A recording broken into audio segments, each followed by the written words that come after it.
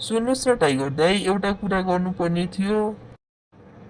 भन न मन्के भाइ, के कुरा थियो? आज जङ्गलतिर जाउँ कि भनेर नि दाई, च्याउ टिप्नको लागि। ल हुन्छ नि त, जाऊँ न मन्के भाइ। जाउँ न त सँगै।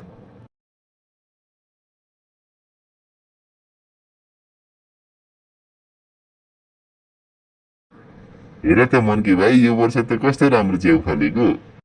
हो नि, तपाईँले पहिलाको जस्तो गल्ती नगर्नुहोस् नि दाई, त्यो रातो च्याउ खान मिल्दैन नि। हा हा हा, त्यस कुरा सम्झिँदा त अहिले पनि पेट दुख्छ मन्के भाइ। ओहो टाइगर दाई, हेर्नुहोस् त सुन्तला रङको च्याउ।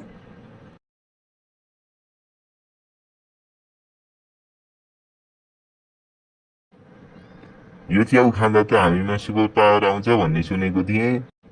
सुनेको कुरा सबै सत्य हुँदैन नि टाइगर दाई, पहिले सुगौँ बुझौँ अनि मात्रै खाउँ।